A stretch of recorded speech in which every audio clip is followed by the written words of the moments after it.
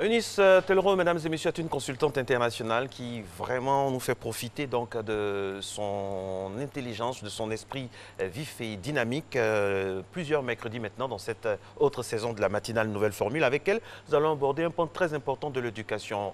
Nous sommes à l'époque où les parents ont beaucoup de choses à faire, ils sont très loin des réalités quotidiennes des enfants. Comment rattraper ça? Et notamment dans la manière d'adresser des châtiments entre guillemets aux enfants. Comment les punir? Et comment s'y prendre?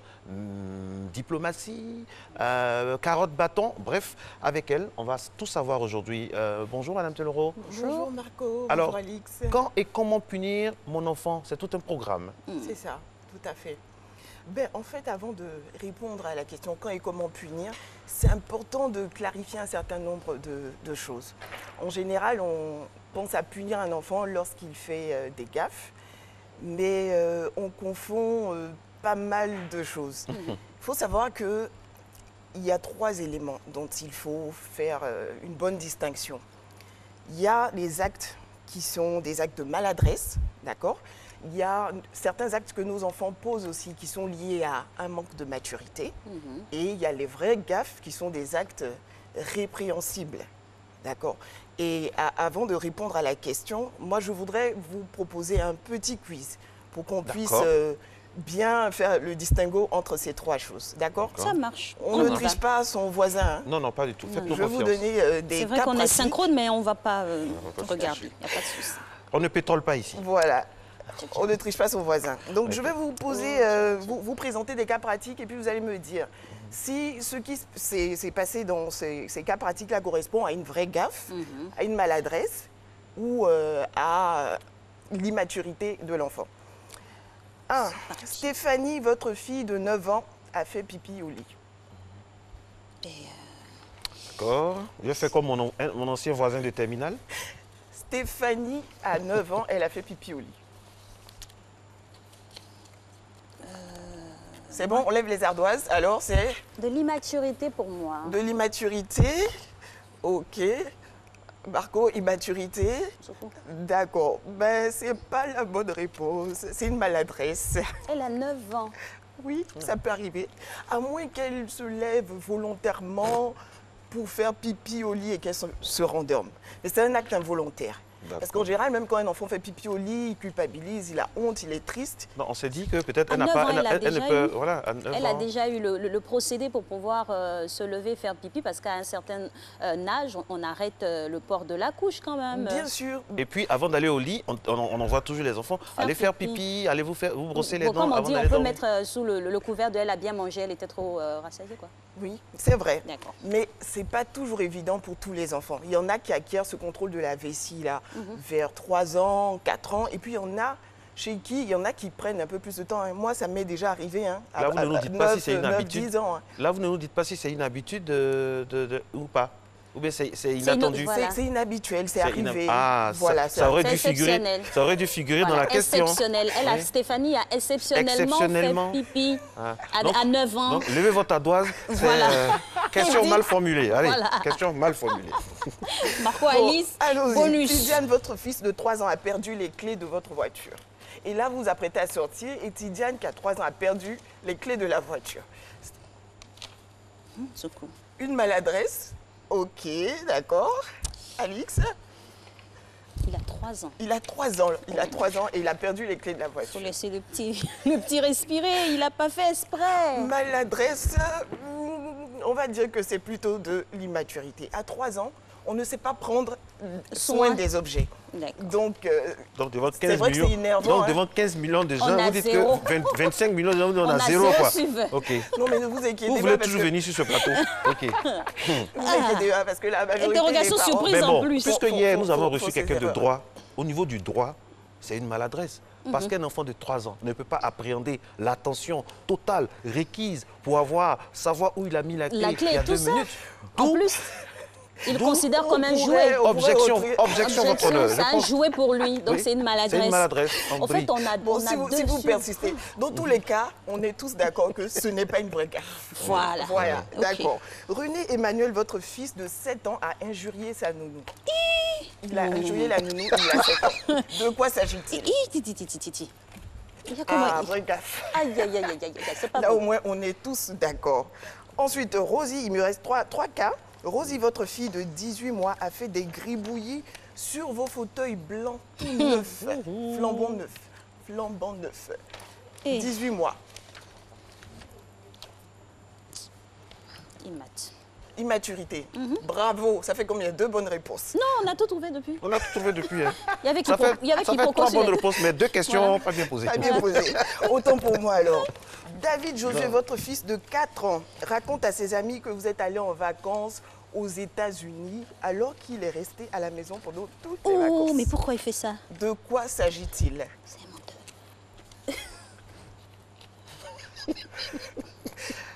Vraie gaffe? Ben oui. Ben, il y a un petit piège dans la question, c'est l'âge de l'enfant. Il a 4 ans. Est-ce que vous savez qu'à 4 ans, un enfant ne fait pas correctement la différence entre son imagination et la réalité? Donc si l'enfant rêve d'aller aux États-Unis, qu'il se voit aux États-Unis, pour lui, il est Donc si un l'enfant peu fait allé- pipi aussi, voilà. On vous prend en mot. n'est-ce pas?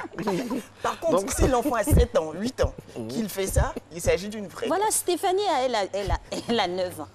Il est pissouli. Enfin, Audrey, votre fille qui est au CE2, Ah, Audrey, ma fille. ne connaît pas sa table de multiplication par 5. De quoi s'agit-il? Elle a quel âge? Elle est au CE2, donc elle doit avoir, on Oui, va au dire... on a déjà fait, on révise encore. 8 ans par là, 8 ans. 8 ans. Elle ne connaît pas sa table de multiplication Par par 5. 5. De quoi s'agit-il? Audrey, faut y Pour le chercher. quiz, il n'est pas facile quand même. Maladresse, vraie gaffe. Effectivement, cette question-là, ça dépend. Ça dépend. Ouf, l'honneur est sauf.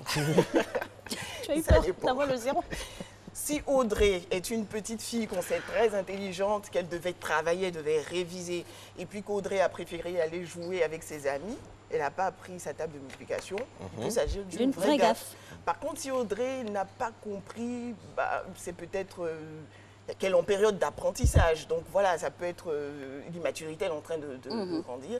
Ou bien, ben, elle a tout trouvé, Elle a mais des elle s'est difficultés. trompée sur la table de multiplication par 5, par exemple. Ça peut être une maladresse qui arrive. Pourquoi ce petit quiz? Vous voyez que ce n'est pas évident. Oui. C'est pas évident pour beaucoup de parents parce qu'on confond. Et des fois, on veut punir pour des maladresses, pour des actes liés à l'immaturité de nos enfants, alors que les punitions, ben, elles ne sont constructives que quand il y a de vraies gaffes. Maintenant, pour en revenir à la question, c'était comment punir, n'est-ce pas? C'est ça. Comment punir? Pour chaque cas, comment Quand adapter. et comment punir son enfant? Quand et comment punir son enfant? Déjà, je dirais qu'il y a différentes méthodes de punition. En Afrique, on pense systématiquement à frapper. C'est vrai. Mais c'est interdit maintenant Oui, par la c'est loi. interdit. La C'est interdit. bastonnade, les fessées et autres. En Côte d'Ivoire, c'est interdit. C'est C'est interdit, La mais loi- bon. La loi l'interdit. Officiellement, c'est interdit. D'accord. Et si on va dans la cour d'à côté, peut-être que... Et pourtant, en fait, il y a plusieurs méthodes pour corriger et pour punir un enfant. Déjà, quand un enfant fait une gaffe, vous pouvez commencer par l'avertir de manière verbale. Hein, il y avait qui René Emmanuel qui injurie sa nounou. René Emmanuel, Ah, le je doigt. n'aime pas ce que tu as fait. Je ne veux plus t'entendre prononcer ces paroles. Tu as bien compris, la prochaine fois que tu le fais, ça ne va pas bien se passer. Ça, c'est déjà gronder l'enfant. Il y a certains enfants à qui ça suffit. Les enfants qui sont consciencieux, vous les reprenez comme ça, ils vont se ranger. D'autres, Objection. oui. René Emmanuel, je ne suis pas contente de ce que tu as fait. Mais dire comme ça, René Emmanuel, est-ce que ce n'est pas une violence morale qu'on inflige à l'enfant? Non, Menaçant, à dire, tu vas voir ce qui va t'arriver. Est-ce que avec le temps, ça n'agit pas sur l'enfant? Si je dis par exemple, René Emmanuel, cette femme, elle est plus âgée que toi. Et puis quand papa et maman ne sont pas là, respecte les droits. elle se démène pour toi. Donc tu n'as pas le droit, avec un ton vraiment posé. Oui, Explicatif. on peut le faire si c'est la première fois, d'accord? D'accord. Si René Emmanuel récidive une fois, 2 fois, il faut qu'il y ait une escalade quand même pour que René Emmanuel comprenne qu'il est en train d'enfreindre certaines règles C'est ça. et qu'il est en train de toucher à certains interdits parce que il faut respecter les autres et il ne faut pas injurier, d'accord? Donc Comme oui, vitesse. c'est bien même d'y aller mollo, progressivement, d'abord avertir doucement. Ensuite, il y a d'autres méthodes, il y a par exemple l'isolement. L'isolement, c'est tu Le vas coin. au coin, tu vas te mettre à genoux et quand vous isolez votre enfant, vous devez vous assurer qu'il est vraiment isolé de toute source de distraction. Pas la télé dans son champ de vision, Ou pas de les, jouets. les railleries ou moqueries des frères. Ah. Si, ouais. C'est ça qui fait mal. Oui, c'est ce qui fait mal, oui, parce que les autres vont le narguer là-bas et ça crée vraiment un mal plus fort même que peut-être la punition. Oui, quand on veut punir aussi, il faut éviter d'humilier parce que nos enfants sont quand même des êtres humains. Sensibles. Devant ses amis, les amis sont là, allez, va. Devant tous ses amis, ça peut être humiliant pour l'enfant. Alors, ensuite, il y a... On va teaser un peu, hein, ça y est, D'accord. on va teaser un peu. On va voir un peu comment les Ivoiriens réagissent pour voir s'ils sont en adéquation avec ce qu'on a dit depuis le début sur ce plateau. Ok. Ce La sera un manière de exercice punir. aussi. Vous verrez que ce n'est pas nous seulement hein, qui avons 2 ou 3 à 0.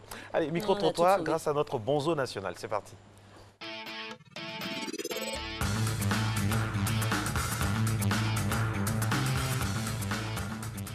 Je pense que c'est important de punir son enfant et surtout rappeler que c'est fonction à la gravité de la faute. Pour des fautes minimes, on peut juste le priver de beaucoup de choses. Par exemple, de goûter, de sortir, de jouer. Et lorsque ce sont des fautes qui sont graves, on peut par exemple, pas forcément toujours le taper ou bien le chicoter. On peut peut-être le mettre pied au mur, le mettre à genoux.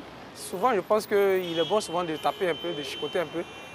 Ça permet un peu à l'enfant d'avoir un peu peur et de ne pas le reproduire. S'il fait des gaffes, par exemple le vol ou bien il mentit, c'est des choses qu'il faut corriger. Mais ce n'est pas forcément pour lui infliger, je vais dire, une pénalité. Voilà, ce que l'enfant même, je vais dire, saigne. Non, mais c'est plutôt dans le sens de la correction.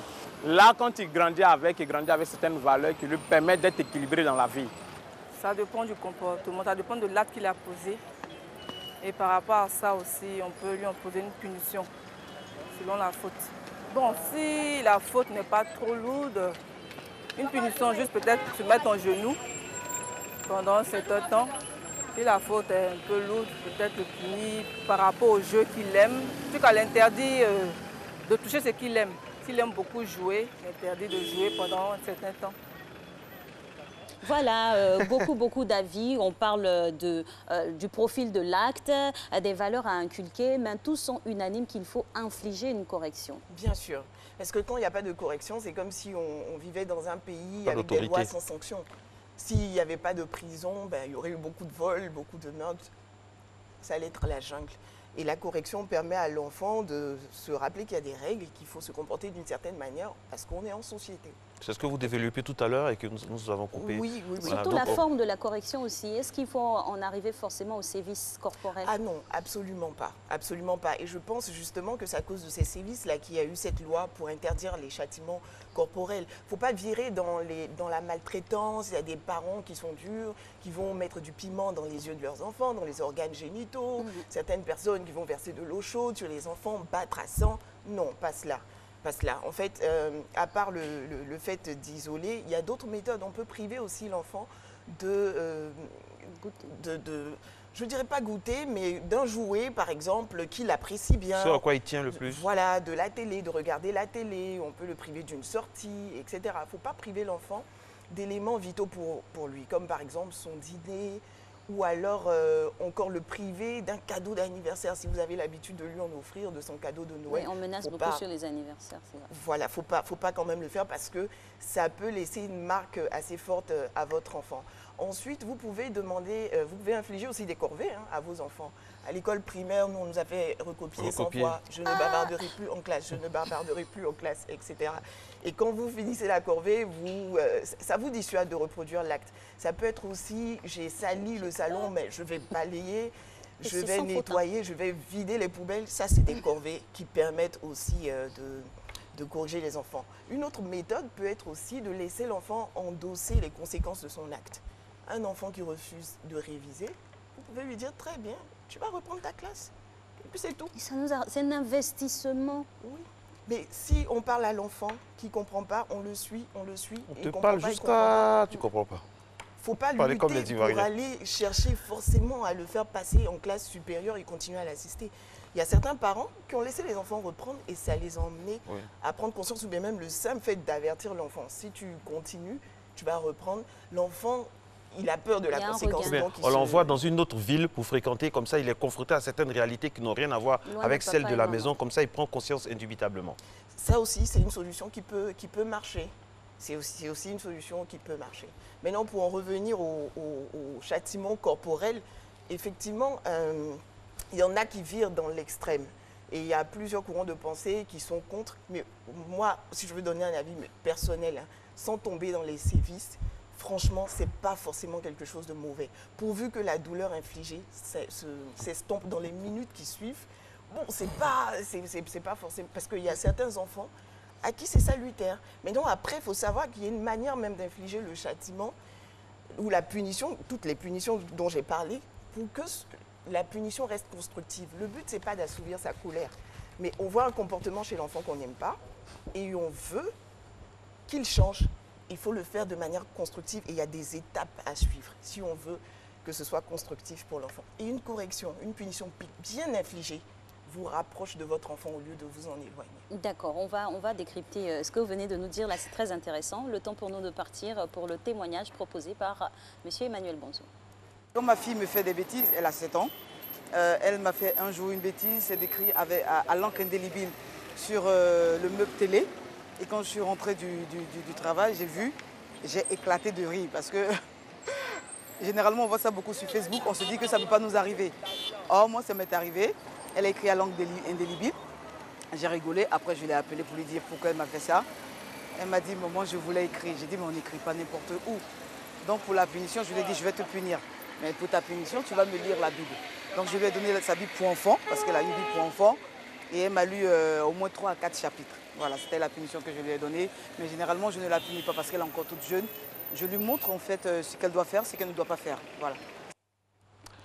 Alors, il y a une réaction qu'on a tous eue hein, en tant que parents, on a tous vécu cela. Vous portez main ou bien vous agressez d'une certaine manière votre enfant, il pleure et il vient vers vous.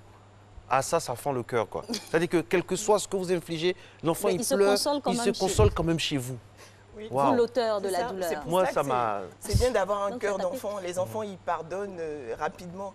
Et on ne jette pas un bébé avec l'eau du bain. Ça, il reste quand même votre enfant. Est-ce qu'il y a un distinguo avec les filles, avec les garçons? Parce que moi j'ai des filles. Donc je n'ai pas... Alors que les garçons, mes neveux, vraiment quand je vois, est-ce que c'est la même approche qu'il faut avoir?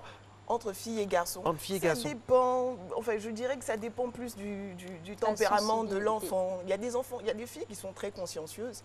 Il y a des garçons aussi qui sont très consciencieux. Oui, c'est vrai. Mais c'est vrai qu'à âge égal, les filles sont un peu plus précoces quand même que les garçons. Donc turbulentes. Ça se voit, hein.